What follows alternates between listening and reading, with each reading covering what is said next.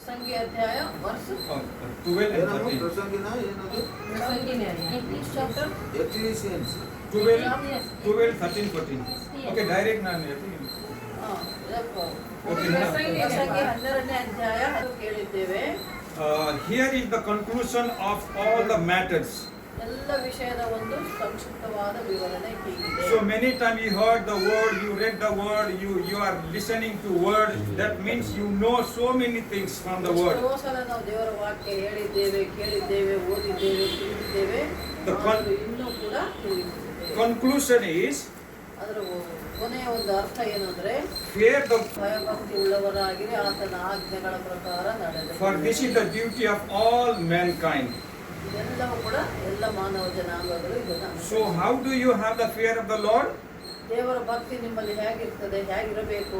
When you know God is with you, that you will have a fear of the Lord, because He knows you. You're sitting and standing and walking and sleeping. Whatever you do, God is looking at you. God is always with you. ನೀವು ಮಾಡುವ ಪ್ರತಿಯೊಂದು ಕ್ರಿಯೆಯನ್ನು ದೇವರು ಪರಲೋಕ ರಾಜ್ಯದಲ್ಲಿ ಸಿಂಹಾಸನನಾಗಿದ್ದು ಲೋಕದಲ್ಲಿ ನಿಮ್ಮನ್ನು ನೋಡ್ತಾ ಇದ್ದಾನೆ. ಮಾತನಾಡುವುದು, ಓದುವುದು, ಬರೆಯುವುದು, ಕೂರುವುದು, ಮಲಗುವುದು, ಹೇಳೋದು, ಪ್ರತಿಯೊಂದು ಕ್ರಿಯೆಯನ್ನ ದೇವರು ನೋಡ್ತಾ ಇದ್ದಾನೆ ಮಕ್ಕಳಾದ. ಆ ಒಂದು ಭಯ ನಿಮ್ಮಲ್ಲಿರಬೇಕು. For God will bring every deed into judgment. He will judge everything, even our thoughts, our intention, our action, everything will be judged by the ನಮ್ಮ Lord. ಆಲೋಚನೆಗಳು, ನಮ್ಮ ಮಾತುಗಳು, ನಮ್ಮ ಕ್ರಿಯೆಗಳು ಪ್ರತಿಯೊಂದಕ್ಕೂ ಕೂಡ ದೇವರು ತೀರ್ಪನ್ನು ನೀಡುವವನಾಗಿದ್ದಾನೆ. So what is the solution? ಅದಕ್ಕೇನು ಉತ್ತರ ಏನು, ಅದಕ್ಕೇನು ನಮ್ಮ ತಿಳಿದುಕೊಳ್ಳೋದು? So we need to surrender our life to Him, that He takes care of us. ನಾವು ಸಂಪೂರ್ಣವಾಗಿ ಪರಿಪೂರ್ಣವಾಗಿ ನಮ್ಮ ಜೀವನವನ್ನು, ನಮ್ಮನ್ನು, ನಮ್ಮ ಪ್ರಾಣಾತ್ಮ ಶರೀರಗಳನ್ನ ಆತನಿಗೆ ಒಪ್ಪಿಸಿಕೊಟ್ಟರೆ ಆತನೆಲ್ಲವನ್ನು ನೋಡಿಕೊಳ್ಳುವವನಾಗಿದ್ದಾನೆ. Jesus Christ is the eternal life. When Jesus Christ is in our heart, that is the commandment that God is looking at us. ಯೇಸುವೇ ನಮಗೆ ನಿತ್ಯ ಜೀವವಾಗಿದ್ದಾನೆ ಅನ್ನುವುದು ಮುಖ್ಯವಾದ ಒಂದು ದೇವರು ನಮಗೆ ತಿಳಿಸಿದ ಆಜ್ಞೆ. One who loves me, he will obey my commandment. ಯಾರು, ಯೇಸುಸ್ವಾಮಿ ಹೇಳೋದು, ಯಾರು ನನ್ನನ್ನು ಪ್ರೀತಿಸ್ತಾನೋ ಅವನು ನನ್ನ ಆಜ್ಞೆಗಳನ್ನ ಕೈಕೊಂಡು ನಡೆಯುತ್ತಾನೆ. That commandment is Jesus Christ is in our heart. Can somebody read John chapter 14 verse 20 and 21? ಯೋಹಾನ 14 ಸುವಾರ್ತೆ, ಯೋಹಾನ ಸುವಾರ್ತೆ 14ನೇ ಅಧ್ಯಾಯ 20-21 ವಚನ. ಯಾರಾದ್ರೂ ಓದಿರಿ ಅಂತಾರೆ. John chapter 14, 20 and 21. Two verses. 14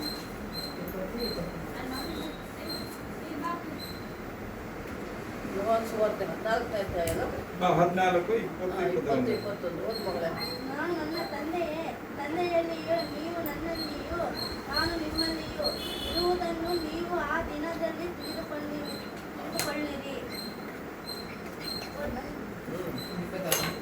ನನ್ನ ಆಜ್ಞೆಗಳನ್ನು ಹೊಂದಿ ಅವುಗಳನ್ನು ಕೈಕೊಂಡು ನಡೆಯುವವನೇ ನನ್ನನ್ನು ಪ್ರೀತಿಸುವವನು. ನನ್ನನ್ನು ಪ್ರೀತಿಸುವವನು ನನ್ನ ತಂದೆಯೇ ಪ್ರಿಯನಾಗಿರುವನು. ನಾನು ಆತನನ್ನು ಪ್ರೀತಿಸಿ ಅವನಿಗೆ ಕಾಣಿಸಿಕೊಳ್ಳುವೆನು ಎಂದು ಹೇಳಿದನು. Amen. God is with us. That day you realize I am in Father, Father is in me, and I am in you. That day you realize. That means present tense. God is with us all the time. ಯೇಸು ನಮ್ಮಲ್ಲಿ, ಯೇಸುವಿನ ವಾಕ್ಯ ನಮ್ಮಲ್ಲಿರುವುದಾದರೆ ತಂದೆಯಾದ ದೇವರಲ್ಲಿ ನಾವು, ದೇವರು ನಮ್ಮಲ್ಲಿರ್ತಾನೆ. ಆದ್ದರಿಂದ ನಾವು ದೇವರ ಆಜ್ಞೆಗಳನ್ನು ಕೈಕೊಂಡು ನಡೆಯುವವರಾಗಿರ್ತೇವೆ. John 12 verse 50. John chapter 12. You can take ಯೋಹಾನ one. ಸುವಾರ್ತೆ 12ನೇ ಅಧ್ಯಾಯ. 50. ಅದೇ ಅಧ್ಯಾಯ 12 ತೆಗೆ. 12, 12, ಯೋಹಾನ 50. ಸುವಾರ್ತೆ 12ನೇ ಅಧ್ಯಾಯ. ಅಲ್ಲೇ ಹಿಂದೆ ಹೋಗ್ಬೇಕು. The eternal life is 12 12:50. Last verse. 12 12ನೇ ಅಧ್ಯಾಯ ಕೊನೆ ವಚನ ಓದು. ಯೋಹಾನ ಸುವಾರ್ತೆನೇ ಈಗ ತೆಗೆದಿದ್ದೇನೆ ಮಗಳೇ. ಅದೇ 12ನೇ ಅಧ್ಯಾಯ ಕೊನೆ last ವಚನ one. ಓದು. ಆತನ ಆಜ್ಞೆ ನೀತಿ ಜೀವನವಾಗಿದೆ ಎಂದು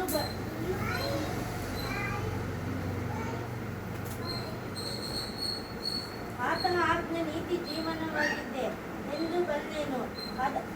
ಆದ್ದರಿಂದ ನಾನು ಮಾತನಾಡುವುದನ್ನೆಲ್ಲ ತಂದೆ ನನಗೆ ಹೇಳಿದ ವರೆಗೆ ಮಾತನಾಡುತ್ತಾನೆ ಅಂದನು. Amen. His command is everlasting life. Everlasting life is Jesus Christ is in us. That is His commandment. ಯೇಸುವಿನ ಆಜ್ಞೆ ಏನಂದ್ರೆ ನಿತ್ಯ ಜೀವ.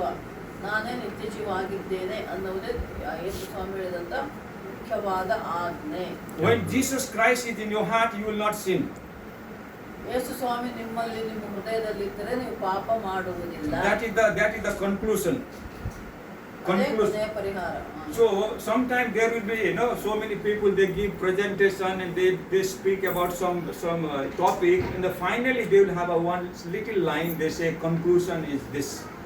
ಏನಾದರೂ ವಿಷಯ ಕೇಳ್ತಾ ಇದ್ದಾಗ ಕೊನೆಯಲ್ಲಿ ಇದು ಕೊನೆ ಮಾತು ಅಂತ ಹೇಳ್ತಾರಲ್ಲ ಹಾಗೆ. So conclusion is God is going to judge our thoughts, our intention of our heart and our action. Everything God is going to judge. ದೇವರು ಹೇಳುವಂತ ಕೊನೆ ಮಾತು ಏನಂದ್ರೆ ನಿಮ್ಮ ಹೃದಯಗಳನ್ನ ಆತನು ಪರೀಕ್ಷಿಸ್ತಾನೆ. So we cannot solve that problem by our own. ಜೀವನದಲ್ಲಿ ಬರುವಂತ ಸಮಸ್ಯೆಗಳನ್ನ ನಮಗೆ ನಾವೇ ಪರಿಹಾರ ಮಾಡಿಕೊಳ್ಳೋದಕ್ಕಾಗೋದಿಲ್ಲ. ಯೇಸು ಸ್ವಾಮಿಯಿಂದಲೇ ಆ ಪರಿಹಾರ ಮಾಡೋದು. So His command and His love, His dwelling in our heart is the greatest thing that we have in our life. ಯೇಸು ಸ್ವಾಮಿ ನಮ್ಮನ್ನು ಪ್ರೀತಿಸ್ತಾ ಇದ್ದಾನೆ, ನಮ್ಮ ಹೃದಯದಲ್ಲಿ ಆತನು ವಾಸಿಸ್ತಾ ಇದ್ದಾನೆ.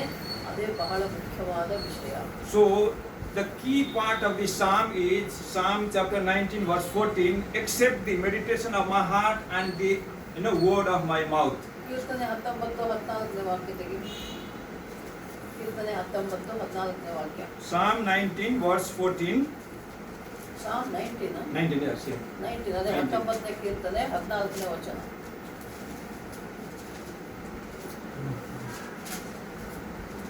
ಯೆಹೋವನು ನನ್ನ ಶರಣನೇ, ನನ್ನ ವಿಮೋಚಕನೇ, ನನ್ನ ಮಾತುಗಳು ನನ್ನ ಹೃದಯದ ಧ್ಯಾನವು ನಿನಗೆ ಸಮರ್ಪಕವಾಗಿರಲಿ. Hallelujah. So when we have our intention is very clear before the Lord, when it is accepted, our thought and our action and our words, that is perfect in our life.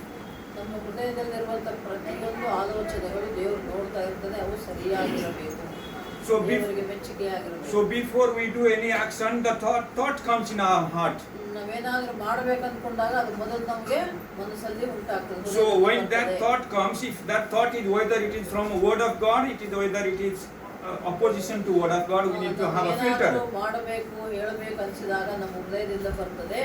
ಆವಾಗ ನಾವು ಮತ್ತೆ ಯೋಚನೆ ಮಾಡಬೇಕು, ಇದು ದೇವರ ವಾಕ್ಯದ ಪ್ರಕಾರ ಇದೆಯಾ ಇಲ್ವಾ ಅಂತ. So when we understand Jesus is in my heart, then He will help me to think according to His will.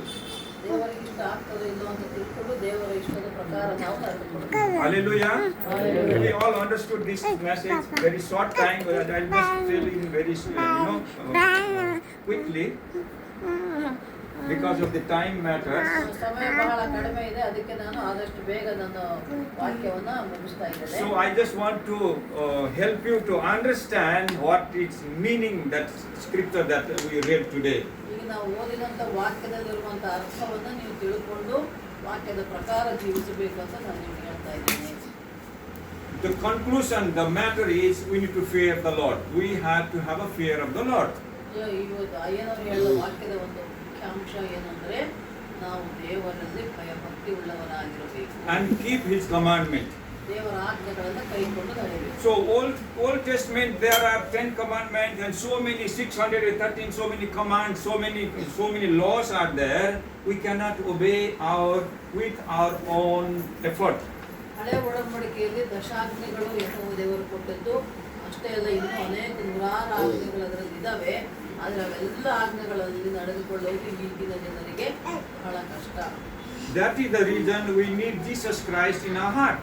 ಅದಕ್ಕೆ ಹಳೆ ಒಡಂಬಡಿಕೆಯಲ್ಲಿ ಇರೋದನ್ನ ನಾವು ನಡೆಸೋದು ಕಷ್ಟ. ಅದಕ್ಕೇನೆ ಯೇಸು ಸ್ವಾಮಿ ಹೊಸ ಒಡಂಬಡಿಕೆಯಲ್ಲಿ ಬಂದು ನಮಗೆ ಹೇಳಿದ್ದು ಸುಲಭವಾದ ಮಾರ್ಗ. When people try to obey command, they fail, then they realize they are sinner. ದೇವರ ವಾಕ್ಯವನ್ನು ನಾವು ಕೇಳಿದಾಗ ಅದರಂತೆ ನಡೆದುಕೊಳ್ಳಿಲ್ಲ ಅಂದ್ರೆ ಅವರು ಪಾಪಿಗಳಾಗಿರ್ತಾರೆ. So then they realize then they are sinner, then accept and God will help them. ಯಾವಾಗ ಅವರು ನಾವು ಪಾಪಿ ಅಂತ ಅನ್ಕೊಳ್ತಾರೋ ಅವರು ದೇವರ ವಾಕ್ಯವನ್ನು ಯೇಸು ಸ್ವಾಮಿಯನ್ನ ಅಂಗೀಕರಿಸಬೇಕು. ಅವರು ಅಂಗೀಕರಿಸಿದಾಗ ಒಳ್ಳೆಯದು. Hallelujah. Hallelujah. So when you are poor in spirit, the kingdom of God belongs to us. ಯಾವಾಗ ದೇವರ ಆತ್ಮನಲ್ಲಿ ತುಪ್ಪಿಸಲ್ಪಟ್ಟಿರ್ತಾರೋ ಆಗ ಪರಲೋಕ ರಾಜ್ಯವು ನಮ್ಮದೇ. So when you are humble and will have authority in the earth. ಯಾವಾಗ ನಿಮ್ಮನ್ನು ನೀವು ತಗ್ಗಿಸಿಕೊಂಡಿರ್ತೀರೋ, ನಿಮ್ಮ ಹೃದಯದಲ್ಲಿ ನಿಮ್ಮನ್ನು ನೀವು ತಗ್ಗಿಸಿಕೊಳ್ತೀರೋ, ಆಗ you will have Matthew 5 which is there, no? ಮತ್ತಾಯ ಸುವಾರ್ತೆ 5ನೇ ಅಧ್ಯಾಯ 5ನೇ ವಾಕ್ಯ ಹೇಳ್ತದೆ, ನಿಮ್ಮನ್ನು ನೀವು ತಗ್ಗಿಸಿಕೊಂಡಿರುವುದಾದರೆ The humble will inherit. You know, humble will have a. ಪರಲೋಕ ರಾಜ್ಯವು ನಿಮ್ಮದೇ. 3 is poor in spirit, and 5 is humility. 5 Matthew 5. ನಿಮ್ಮನ್ನು ನೀವು ತಗ್ಗಿಸಿಕೊಂಡಿದ್ದಾಗ ಪರಲೋಕ ರಾಜ್ಯ ನಿಮ್ಮದು. ನಿಮ್ಮಲ್ಲಿ ನೀವು ವಿಧೇಯರಾಗಿದ್ದಾಗ ದೇವರು ನಿಮ್ಮನ್ನು ಆಶೀರ್ವದಿಸುತ್ತಾರೆ. 5:5 ಓದ್ತಾರೆ. ಶಾಂತರು ಧನ್ಯರು, ಅವರ ಭೂಮಿಗೆ ಬಾಧ್ಯರಾಗುವರು. Amen. So, third. ಆತ್ಮದಲ್ಲಿ ಬಡವರಾಗಿರುವವರು ಧನ್ಯರು, ಪರಲೋಕ ರಾಜ್ಯವು ಅವರದ್ದು. Dhanyar means blessed one. Blessed one. When you are poor in spirit, you are inherit. You are the kingdom of God belongs to you. ಅಂದ್ರೆ ನಿಮ್ಮ ಆತ್ಮವು ಕೂಡ ತಗ್ಗಿಸಿಕೊಂಡಿರಬೇಕು, ಆಗ ಪರಲೋಕ ರಾಜ್ಯ ನಿಮ್ಮದಾಗುತ್ತದೆ. So when you are humble, you will have ವಿಧೇಯರಾಗಿದ್ದಾಗ, ತಗ್ಗಿಸಿಕೊಂಡಾಗ you will have authority in this earth. ಈ ಭೂಮಿಯಲ್ಲಿ ನಿಮಗೆ ಅಧಿಕಾರ ಸಿಗ್ತದೆ. ಭೂಮಿಗೆ ಬಾಧ್ಯರು ಅಂತಂದ್ರೆ ನಿಮಗೆ ಹೊಲ, ಮನೆ, ಗದ್ದೆ, ತೋಟ, ನಿಮಗೆ ಬೇಕಾದದ್ದೆಲ್ಲವನ್ನ ದೇವರು ಕೊಡ್ತಾನೆ. The worldly standard teach to fight and get the authority, but Bible says humble and get the authority. ಈ ಲೋಕದ ರೀತಿಯಲ್ಲಿ ನೋಡಿದಾಗ ನಮ್ಗೆ ಏನಾದ್ರೂ ಬೇಕಂದಾಗ ಬಡದಾಡಿ ತಗೊಳ್ತಾರಲ್ಲ, ಆದ್ರೆ ದೇವರ ವಾಕ್ಯ ಹೇಳ್ತದೆ, ನಿನ್ನನ್ನು ನೀನು ತಗ್ಗಿಸಿಕೊಂಡಾಗ ನಿನಗೆ ಬೇಕಾದದ್ದೆಲ್ಲವೂ ಸಿಗುತ್ತದೆ. So poor in spirit, you are the children of God. Heaven, kingdom of God belongs to you. Humility, you will have authority in this earth. Now, whatever you agree in two of you and pray, whatever you bind on earth will bound in heaven. Whatever you lose on earth will lose on heaven. That is what it is written in Matthew 18 and 19. ಮತ್ತಾಯ ಸುವಾರ್ತೆ 18ನೇ ಅಧ್ಯಾಯ 18-19 ವಾಕ್ಯ ನೋಡುವಾಗ ಏನು ಹೇಳ್ತದೆ, ನೀನು ಯಾವುದನ್ನ ಭೂಲೋಕದಲ್ಲಿ ಬಂಧಿಸ್ತೀಯೋ ಅದನ್ನು ಪರಲೋಕದಲ್ಲಿ ಪಡೆದುಕೊಳ್ತೀಯಾ. ಅಂದ್ರೆ ನೀನು ಇಲ್ಲಿ ಏನು ಒಳ್ಳೆಯದನ್ನು ಮಾಡ್ತೀಯೋ ಅದಕ್ಕೆ ತಕ್ಕ ಪ್ರತಿಫಲ ನಿನಗೆ ಪರಲೋಕದಲ್ಲಿ ಸಿಗ್ತದೆ. Hallelujah. So key part is we need to have a poor in spirit. That means without you I cannot live. ಯಾವುದೇ ಅಹಂಕಾರ ಸೊಪ್ಪಿಲ್ಲದಂಗೆ ನಾವು ತಗ್ಗಿಸಿಕೊಂಡಾಗ ನಮ್ಮ ಆತ್ಮದಲ್ಲಿ, ಆಗ ನಮಗೆ ಬೇಕಾದದನ್ನು ದೇವರು ಕೊಡುವವನಾಗಿದ್ದಾನೆ. And humility, humbling ourselves and surrender to the Lord. ಆತ್ಮದಲ್ಲಿ ಬಡವರಾಗಿರುವವರು ಮತ್ತು ತಮ್ಮನ್ನು ತಾವು ತಗ್ಗಿಸಿಕೊಂಡವರು, ಅವರಿಗೆ ಪರಲೋಕ ರಾಜ್ಯ guarantee. Two people agree in one matter and ask the Lord and agree, God is going to hear from heaven. ದೇವರು ನಾವು ಹೇಳುವ ಮಾತುಗಳು, ಪ್ರಾರ್ಥನೆಗಳು, ಬರೆಗಳನ್ನ ಪರಲೋಕ ರಾಜ್ಯದಲ್ಲಿರುವ ದೇವರು, ತಂದೆಯಾದ ದೇವರು ಕೇಳ್ತಾ ಇದ್ದಾರೆ. Can somebody read Matthew 18 and 19? ಭೂಲೋಕದಲ್ಲಿ ನೀವು ಏನನ್ನು ಕಟ್ಟುತ್ತೀರೋ ಅದು ಪರಲೋಕದಲ್ಲಿ ಕಟ್ಟಿರುವುದು, ಮತ್ತು ಭೂಲೋಕದಲ್ಲಿ ನೀವು ಏನನ್ನು ಬಿಚ್ಚುತ್ತೀರೋ ಅದು ಪರಲೋಕದಲ್ಲಿ ಬಿಚ್ಚುವುದು ಎಂದು ನಿಮಗೆ ಸತ್ಯವಾಗಿ ಹೇಳುತ್ತೇನೆ. Amen. 19. ಇದಲ್ಲದೆ ನಿಮ್ಮಲ್ಲಿ ಇಬ್ಬರು ತಾವು ಬೇಡಿಕೊಳ್ಳತಕ್ಕ ಯಾವುದಾದರೂ ಒಂದು ಕಾರ್ಯದ ವಿಷಯವಾಗಿ ಭೂಲೋಕದಲ್ಲಿ ಒಂದೇ ಮನಸ್ಸುಳ್ಳವರಾಗಿದ್ದರೆ ಅದು ಪರಲೋಕದಲ್ಲಿರುವ ನನ್ನ ತಂದೆಯಿಂದ ಅವರಿಗೆ ಆಗುವುದೆಂದು ನಿಮಗೆ ಹೇಳುತ್ತೇನೆ. Amen. Hallelujah. So now what you are going to ask the Lord? What you are going to ask? ನಾವು ದೇವರನ್ನು ಏನೇ ಕೇಳಿಕೊಂಡರೂ, What you are going to ask, that's up to you. ಅದು ನಿಮಗೆ ಸಿಗ್ತದೆ. Hallelujah. Hallelujah. So we need to have a humility and poor in spirit. Then you bind on earth will bound in heaven. What you are going to bound and what you lose will be lost in heaven. ಆತ್ಮದಲ್ಲಿ ಬಡವರಾಗಿರಬೇಕು, ನೀವು ನಿಮ್ಮನ್ನು ನೀವು ತಗ್ಗಿಸಿಕೊಂಡಿರಬೇಕು, ಆಗಲೇ ನೀವು ಭೂಲೋಕದಲ್ಲಿ ಏನನ್ನು ಕಟ್ಟಿರ್ತೀರೋ ಅದು ಪರಲೋಕದಲ್ಲಿ ಕೂಡ ಕಟ್ಟಲ್ಪಟ್ಟಿರ್ತದೆ, ನಿಮಗೆ ಪರಲೋಕ ರಾಜ್ಯವು ಸಿಗ್ತದೆ. As a human beings, you give best for your children. How much more our Heavenly Father gives full of Holy Spirit for us. ಈ ಲೋಕದ ರೀತಿಯ ತಂದೆ ತಾಯಿಗಳೇ ತಮ್ಮ ಹುಟ್ಟಿದ ಮಕ್ಕಳಿಗೆ ಬೇಕಾದದ್ದು ಕೇಳಿದ್ದು ಕೊಡ್ತಾರೆ. ಅಂದ ಮೇಲೆ ಪರಲೋಕ ರಾಜ್ಯದಲ್ಲಿರುವ ನಮ್ಮ ಮೇಲೆ ತಂದೆಯಾದ ದೇವರು ಕೂಡ ನಾವು ಕೇಳಿದ್ದನ್ನು ನಮಗೆ ಕೊಡುವವನಾಗಿದ್ದಾನೆ. So the day you believe, the Holy Spirit is with you, but still we need to be filled every day. ನಮ್ಮಲ್ಲಿ ನಂಬಿಕೆ ಇರಬೇಕು, ಏನು ಪರಿಶುದ್ಧಾತ್ಮ ದೇವರು, ಪವಿತ್ರಾತ್ಮ ದೇವರು ನಮ್ಮೊಳಗಿದ್ದಾನೆ, ನಮ್ಮನ್ನು ಅಭಿಷೇಕಿಸಿದ್ದಾನೆ, ಅದಕ್ಕೆ ನಮಗೆಲ್ಲ ಒಳ್ಳೆಯದಾಗ್ತದೆ ಅನ್ನೋ ನಂಬಿಕೆ ನಮ್ಮಲ್ಲಿ. Same time we need to ask to be filled every day. Every day need to fill. ಪ್ರತಿದಿನ ನಾವು ಪ್ರಾರ್ಥನೆ ಮಾಡಿ ಕೇಳ್ಕೊಳ್ಬೇಕು, ಏನು ಆತ್ಮದೇವ, ಪರಿಶುದ್ಧಾತ್ಮದೇವ ನಮ್ಮಲ್ಲಿ ನೀನಿರಪ್ಪ, ನನ್ನನ್ನು ಆಶೀರ್ವದಿಸು, ಅಭಿಷೇಕಿಸು, ನನ್ನ ಜೊತೆ ನೀನಿರುವಂತ ನಾವು ಪ್ರತಿದಿನ ಕೇಳ್ಕೊಳ್ಬೇಕು. Many things we need, but God knows about that. He is going to provide. ನಾವು ಏನೇನೋ ಕೇಳ್ತೇವೆ ದೇವರನ್ನ, ನಮ್ಗೆ ಏನೇನೋ ಬೇಕು, ಅದು ಬೇಕು ಇದು ಬೇಕಂತ ಕೇಳ್ತೇವೆ. ಆದರೆ ದೇವರಿಗೆ ಗೊತ್ತು ನಮ್ಗೆ ನಿಜವಾಗಿಯೂ ಏನು ಬೇಕಂತ, ನಮ್ಗೆ ಏನು ಅವಶ್ಯಕವಾಗಿದೆಯೋ ಅದನ್ನು ಮಾತ್ರ ತಂದೆಯಾದ ದೇವರು ನಮಗೆ ಕೊಡ್ತಾನೆ. But in three things I understand, need to ask the Lord every day. ಮೂರು ವಿಷಯಗಳನ್ನು ನಾವು ಪ್ರತಿದಿನ ದೇವರನ್ನ ಕೇಳಬೇಕು. Ask the Lord, ask the Father to fill with Holy Spirit every day. ನಿನ್ನ ಪರಿಶುದ್ಧಾತ್ಮನಿಂದ ನಮ್ಮನ್ನು ತುಂಬಿಸುತ್ತೇವಾ? Every day ask people, nations, every language, every tribe, every kind, every word, all people. Ask the Lord so that they will accept the Lord Jesus Christ. ಎಲ್ಲಾ ಜಾತಿ ಜನಾಂಗದ ಜನರು, ಅನ್ಯ ಜನಾಂಗಗಳು ಯೇಸು ಸ್ವಾಮಿಯನ್ನು ನಂಬಲಿ ಅಂತ ನಾವು ದೇವರನ್ನ ಪ್ರಾರ್ಥಿಸಬೇಕು. And we need to ask the Lord to give us wisdom, that is heavenly wisdom. ತಂದೆಯಾದ ದೇವರನ್ನ ಕೇಳಬೇಕು, ಪರಲೋಕದ ಜ್ಞಾನ ವಿವೇಕವನ್ನು ನನಗೆ ದಯಪಾಲಿಸುವ, ವಾಕ್ಯದ ಜ್ಞಾನ ವಿವೇಕ ನನಗೆ ದಯಪಾಲಿಸುವ ಅಂತ ದೇವರನ್ನ ಕೇಳಬೇಕು. Many times we think, why these people, they are not believing. ಯಾಕೆ ಈ ಜನರು ದೇವರನ್ನ ನಂಬ್ತಾ ಇಲ್ಲ, ಯೇಸು ಸ್ವಾಮಿ ನಂಬ್ತಾ ಇಲ್ಲ ಅಂತ ನಾವು ಅನ್ಕೊಳ್ತೇವೆ. Jesus can trust like he can do like this and change, but he will not do like that. ಅನ್ಯ ಜನಾಂಗಗಳನ್ನ ಯೇಸು ಸ್ವಾಮಿ ನಂಬುವ ಹಾಗೆ ಮಾಡಬೇಕು. ಯೇಸು ಸ್ವಾಮಿ ಇದ್ದಾಗ ಯೇಸು ಸ್ವಾಮಿಯಿಂದ ಎಷ್ಟೋ ಜನರು ಹೋದರು, ಹಿಂಬಾಲಿಸಿದ್ರು, ನಂಬಿದ್ರು. ಆದರೆ ನಾವು ಈ ಲೋಕದಲ್ಲಿ ಈ ಸಮಯದಲ್ಲಿ ಮಾಡ್ತಾ ಇಲ್ಲ. ಯಾಕೆ ಮಾಡ್ತಾ ಇಲ್ಲ? ನಾವೇ ಸರಿಯಾಗಿ ಯೇಸು ಸ್ವಾಮಿ ಹೇಳಿದಂಗೆ ಸುವಾರ್ತೆ, ಪರಲೋಕದ ಜ್ಞಾನ ಜನರಿಗೆ ನೀಡ್ತಾ ಇಲ್ಲ. Jesus can change, but he will not do that way. ಯೇಸು ಸ್ವಾಮಿ ಎಲ್ಲವನ್ನು ಬದಲಾಯಿಸಬಹುದು, ಆದರೆ ಅದನ್ನು ಮಾಡ್ತಾ ಇಲ್ಲ. Why? ಯಾಕೆ? He respects the freedom of every individual. ಪ್ರತಿಯೊಬ್ಬರ ಸ್ವತಂತ್ರ ಏನಿದೆಯಲ್ಲ, ನಾವು ಹೇಗೆ ಬದುಕಬೇಕು ಅದನ್ನ ನಾವು ಗೌರವಿಸಬೇಕು. So when we ask the Lord, then he will interfere. ನಾವು ದೇವರನ್ನ ಕೇಳಿಕೊಂಡಾಗ, ಅನ್ಯ ಜನಾಂಗಗಳನ್ನ ಈ ರಕ್ಷಣೆಯಲ್ಲಿ ಬರಲಿ, ಯೇಸು ಸ್ವಾಮಿ ಹತ್ರ ಬರಲಿ ಅಂತ ನಾವು ಕೇಳಿಕೊಂಡಾಗ ಅದನ್ನ ದೇವರು ಕೇಳಿಸ್ಕೊಳ್ತಾನೆ. Hallelujah.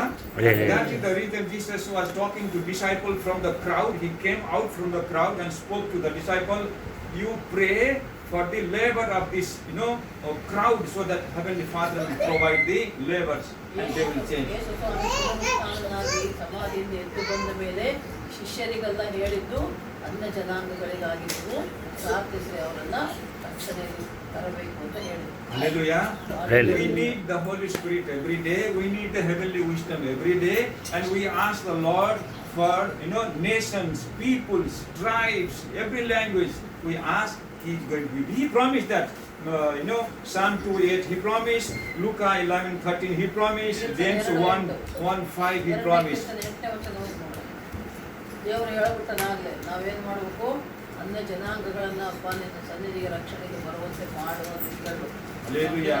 ಮೊದಲೇ ದೇವರು ಹೇಳ್ಬಿಟ್ಟು, ನೀವು ನನ್ನನ್ನು ಕೇಳಿಕೊಂಡರೆ, ನೀನು ಕೇಳಿಕೊಂಡರೆ, ನೀನು ಎಲ್ಲರೂ ಇದ್ದವರೆಲ್ಲರೂ ನಾವು, ನಾನು ಅನ್ಯ ಜನಗಳನ್ನೆಲ್ಲ ನಿನಗೆ ಅಧೀನ ಮಾಡುವೆನು, ಅನ್ಯ ಜನಗಳನ್ನ ನಿನಗೆ ಅಧೀನ ಮಾಡುವೆನು ಅಂತ ದೇವರ ವಾಕ್ಯನ ಹೇಳ್ಬಿಟ್ಟಿದೆ ನಮ್ಗೆ. Completely. ಆದ್ರೆ ನಾವು ಕೇಳ್ತಾ ಇಲ್ಲ, ಮಾಡ್ತಾ ಇಲ್ಲ. ಭೂಮಿಯ ಕಟ್ಟಕಡೆಯವರೆಗೂ ಇರುವ ಎಲ್ಲಾ ದೇಶಗಳು ನಿನಗೆ ಸ್ವಾಸ್ಥ್ಯವಾಗಿರುವೆನು. Hallelujah. So we need to ask. ಎಲ್ಲಾ ದೇಶ ನಿನಗೆ ಕೊಡ್ತೀನಿ ಅನ್ನೋದೇ ದೇವರು. ನಾವು ಕೇಳ್ತಾ ಇಲ್ಲ, ನಾವು ತಗೊಳ್ತಾ ಇಲ್ಲ. Even in our family member, if they have to come to the Lord, we need to ask the Lord. Then only they will come. Otherwise we cannot. ಕುಟುಂಬದಲ್ಲಿ ಇನ್ನು ಯಾರು ಯೇಸು ಸ್ವಾಮಿ ನಂಬಿಲ್ಲವೋ ಅವರಿಗಾಗಿ ನಾವು ದೇವರನ್ನ ಪ್ರಾರ್ಥನೆ ಮಾಡಿ ಕೇಳ್ಕೊಳ್ಬೇಕಂತ, ಅವ್ರ ರಕ್ಷಣೆಯಲ್ಲಿ ಬರಲಿ ಅಂತ. It is like writing application to government office, that what you cannot do, government official will come and do because of your application is submitted to them. ನಿಮ್ಗೆ ಏನಾದರೂ ಬೇಕಂದಾಗಿ, ಉದಾಹರಣೆಗೆ ಏನೋ ಸರ್ಟಿಫಿಕೇಟ್ ಬೇಕು, ಇನ್ಕಮ್ ಸರ್ಟಿಫಿಕೇಟು, ಯಾವುದಾದ್ರು ಕಚೇರಿಗೆ ಹೋಗಿ ಅರ್ಜಿ ಕೊಡ್ತೀರಾ, ಅರ್ಜಿ ಕೊಟ್ಟ ಮೇಲೆ ಅರ್ಜಿ ನೋಡಿ ನಿಮ್ಗೆ ಸರ್ಟಿಫಿಕೇಟ್ ಕೊಡ್ತಾರೆ. ಸುಮ್ಮನೆ ಓದ್ಕೊಳ್ಳೋ ಸರ್ಟಿಫಿಕೇಟ್ ಕೊಡ್ತಾರೆ ಯಾರನ್ನ? Government will not give simply before you give the application. Only after application they will give, because they respect your free will. ಏನಾದರೂ ಬೇಕಂದಾಗ ಸರ್ಕಾರವನ್ನು ಕೇಳಿದ್ರೇನೆ, ಅರ್ಜಿ ಕೊಟ್ಟು ಕೇಳಿದ್ರೆ ಅವ್ರು ಕೊಡ್ತಾರೆ, ಇಲ್ಲಾಂದ್ರೆ ಕೊಡಲ್ಲ. ಹಾಗೆ ನೀವು ಕೂಡ ಅನ್ಯ ಜನಾಂಗಗಳಿಗಾಗಿ ದೇವರನ್ನ ಮೊರೆ ಇಟ್ಟು ಪ್ರಾರ್ಥಿಸಬೇಕು. Hallelujah. Hallelujah. So this is what I understand. Human rights is practiced because of God-given freedom. Actually, human rights is like that. ಮಾನವ ಹಕ್ಕುಗಳು ನಾವು ನೋಡ್ತೇವೆ.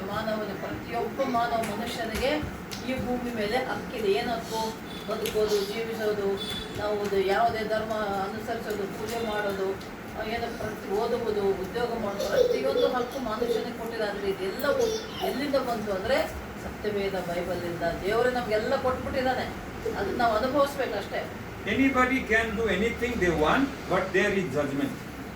ಯಾರೇ ನಾವು ಇಷ್ಟ ಬಂದದ್ದು ನಾವು ಮಾಡ್ಬೋದು, ಆದರೆ ಪ್ರತಿಯೊಂದಕ್ಕೂ ಒಂದು ಕಾನೂನು, ಸರ್ಕಾರ, ರೂಲ್ ಇರ್ತದೆ. Hallelujah. Hallelujah. So we need God's help. That is the reason I understand eternal life. Christ is in my heart is eternal life. That is commandment. So when He is in me, He will help me to obey His commandment. ನಾವೇನೇ ಮಾಡಬೇಕಂದ್ರೂ ದೇವರ ಆಜ್ಞೆ, ದೇವರ ವಾಕ್ಯದಂತೆ ನಾವು ಮಾಡಬೇಕು. ಅದು ಯಾವಾಗ ಮಾಡ್ತೀವಿ ಅಂದರೆ ಯೇಸು ಸ್ವಾಮಿ ನಿನ್ನ ಹೃದಯದಲ್ಲಿ Hallelujah. ಇದ್ದಾರೆ. When somebody is looking at the children when they are doing some mistake, then they will stop doing. ಯಾರಾದ್ರೂ ಏನಾದರೂ ಮಾಡುವಾಗ ತಪ್ಪು ಅನಿಸಿದರೆ, ಯಾವಾಗ ತಪ್ಪು ಅನಿಸ್ತದೆ? ಯೇಸು ಸ್ವಾಮಿ ನಿನ್ನಲ್ಲಿ ಇದ್ದರೆ, ನಿನ್ನ ಹೃದಯದಲ್ಲಿ ಯೇಸಪ್ಪ ಇದ್ದರೆ, ನಿನ್ನಲ್ಲಿ ಪವಿತ್ರಾತ್ಮ ದೇವರು ಇದ್ದರೆ, ನಿನ್ನಲ್ಲಿ ವಾಕ್ಯದ ಜ್ಞಾನ ಇದ್ದರೆ, ವಾಕ್ಯದ ಭಯಭಕ್ತಿ ಇದ್ದರೆ, ನೀನು ಪಾಪ ಮಾಡುವುದಕ್ಕೆ ಸಾಧ್ಯವಿಲ್ಲ. Hallelujah. Hallelujah. ಪಾಪದ ಭಯ ಇರ್ತದೆ ನಮಗೆ. Even the little children, when nobody is looking, they rob things, they do mistakes. ಕೆಲವರಿಂದ ಯಾರು ನಮ್ಮನ್ನು ಯಾರು ನೋಡ್ತಾ ಇಲ್ಲ ಬಿಡುವಂತ ತಪ್ಪು ಮಾಡ್ತಾರೆ, ಪಾಪ ಮಾಡ್ತಾರೆ, ಕಳ್ಳತನ ಮಾಡ್ತಾರೆ, ಮೋಸ ಮಾಡ್ತಾರೆ. So like that, if they think God is not looking at me, they do mistakes. ದೇವ್ರು ಏನು ನೋಡ್ತಾ ಇಲ್ಲ, ನಾನು ಯಾರು ನೋಡ್ತಾ ಇಲ್ಲ ಅನ್ಕೊಂಡು ಮಾಡ್ತಾರೆ, ಮಾಡೋರೆಲ್ಲ ಪಾಪ ಕಾರ್ಯಗಳು. So when God is with me, He is looking at me, but also He is helping me. ದೇವರು ನನ್ನೊಳಗಿದ್ದರೆ, ಪವಿತ್ರಾತ್ಮ ದೇವರು ನಿನ್ನ ಹೃದಯದಲ್ಲಿದ್ದರೆ, ಅಂತ ತಪ್ಪುಗಳು ತಪ್ಪು ಅಂತ ತಿಳ್ಕೊಳ್ತೀರಾ, ಮಾಡೋಕ್ಕೆ ಸಾಧ್ಯ ಇಲ್ಲ. Hallelujah. Hallelujah. But one second, I just want to remind, our human nature cannot obey. We need God's help, then He will help us to obey. ನಮ್ಮ ಮನುಷ್ಯನ ಒಂದು ನಡವಳಿಕೆ, ಬುದ್ಧಿ ಏನಿದೆಯಲ್ಲ, ಅದರಿಂದ ನಾವು ಏನು ಸರಿಯಾಗಿ ಮಾಡೋಕ್ಕಾಗಲ್ಲ. ದೇವರ ವಾಕ್ಯದ ಜ್ಞಾನ, ದೇವರ ವಾಕ್ಯದ ಭಯಭಕ್ತಿ ಇದ್ರೆ ಮಾತ್ರ ನೀನು ಸರಿಯಾಗಿ ನಡ್ಕೊಳ್ತೀಯಾ, ಸರಿಯಾಗಿರ್ತೀಯಾ. No man can change any man. Only God can, when the one person is, surrender to Him. ಮನುಷ್ಯನ ಏನು ಒಬ್ರಿಗೊಬ್ರು ಏನು ಮಾಡೋಕ್ಕಾಗಲ್ಲ. ತಂದೆಯಾದ ದೇವರು, ದೇವರ ವಾಕ್ಯ ನಿನ್ನಲ್ಲಿರುವುದಾದರೆ ಎಲ್ಲವನ್ನು ಸರಿಯಾಗಿ ನಾವು ಒಬ್ರಿಗೊಬ್ರು ಮಾಡಿಕೊಂಡಿರುವುದಕ್ಕೆ ಸಾಧ್ಯ. I'm so happy to share God's word in little, small group here. But God is looking at you, the bigger than big crowd. ಇಂಥ ಚಿಕ್ಕ Yes. ಹಿಂದಿನಲ್ಲಿ ವಾಕ್ಯ ಹೇಳುವಂಥ ಭಾಗ್ಯ ದೇವರು ಕೊಟ್ಟಿದ್ದಾನೆ. ಅದಕ್ಕೆ ತುಂಬಾ ಸ್ತೋತ್ರ, ನಿಮಗೆಲ್ಲ ಧನ್ಯವಾದ. There is ಮುಂದೆ ಇನ್ನ ದೊಡ್ಡ ಹಿಂಡನ್ನಾಗಿ ಮಾಡ್ತಾನೆ. someone, God's servant was saying, looking at the apple tree. Inside the apple, he looks at the seed and he looks at the multiplication of apple from one seed. ನಾವು ಯಾವ್ದಾದ್ರು ಒಂದು ಹಣ್ಣು, ಉದಾಹರಣೆ ಹೇಳ್ತದೆ ಆ್ಯಪಲ್ ಹಣ್ಣು, ಮಾವಿನ ಯಾವುದೋ ಒಂದು ನೋಡ್ತಾರೆ ಗಿಡ, ಅದು ಗಿಡದಲ್ಲಿ ಎಷ್ಟೋ ಹಣ್ಣುಗಳಿರ್ತವೆ. ಅದು ಒಂದು ಹಣ್ಣನ್ನು ತಗೊಂಡು ಒಂದೇ ಬೀಜ ನೆಟ್ಟಾಗ ಆ ಒಂದು ಬೀಜ ದೊಡ್ಡ ಮರ ಆಗಿ ಎಷ್ಟೋ ಹಣ್ಣುಗಳನ್ನು ಕೊಡ್ತದೆ. ಹಾಗೆ ನಿಮಗೆ ಚಿಕ್ಕ ಹಿಂಡಾಗಿದ್ದೀರಾ, ನೀವು ಚೆನ್ನಾಗಿ ಪ್ರಾರ್ಥನೆ ಮಾಡ್ಕೊಳ್ಳಿ ನಂಬಿಕೆಯಿಂದ. ಇನ್ನು ದೇವರು ಅನ್ಯ ಜನಾಂಗಗಳು ಎಷ್ಟೋ ಜನರನ್ನು ಇಲ್ಲಿ ಕಳಿಸ್ತಾನೆ, ತರ್ತಾನೆ. So Amen. people, some they count outside, but God is looking inside counting. He looks at seed. Seed will grow and multiply. ಮನುಷ್ಯರೆಲ್ಲ ಹೊರಗಿಂದ ನೋಡ್ತಾರೆ, ಆದರೆ ದೇವರು ನಿನ್ನ ಹೊರಗಿನ ಅಂತರಾತ್ಮವನ್ನು ನೋಡ್ತಾನೆ. ನಿನ್ನ ಅಂತರಾತ್ಮ ಶುದ್ಧಿಯಾಗಿದ್ದರೆ ನಿನ್ನಿಂದ ಅನೇಕರು ಯೇಸಪ್ಪನ ಹತ್ರ ಬರ್ತಾರೆ. Jesus is with you. ನೀನೊಂದು ಬೀಜ ಆಗಿರ್ಬೇಕು. Jesus. ನೀನೊಂದು ಬೀಜ ಆಗಿದ್ರೆ ನಿನ್ನ ಆತ್ಮದಿಂದ, ನಿನ್ನ ಸಾಕ್ಷಿ ಜೀವಿತದಿಂದ, ನೀನು ಹೇಳುವ ಸುವಾರ್ತೆಯಿಂದ ಅನೇಕ ಆತ್ಮಗಳು ಈ ದೇವರಲ್ಲಿ ಯೇಸಪ್ಪನಲ್ಲಿಗೆ ಬರ್ತವೆ. Amen. Amen. Jesus is with you. He will help you. ದೇವರು ಯೇಸಪ್ಪ ನಿಮ್ಮೊಂದಿಗಿದ್ದಾನೆ, ಆತನು ನಿಮಗೆ ಸಹಾಯಕನಾಗಿದ್ದಾನೆ, ಸಹಾಯ He ಮಾಡ್ತಾನೆ. will help you to obey.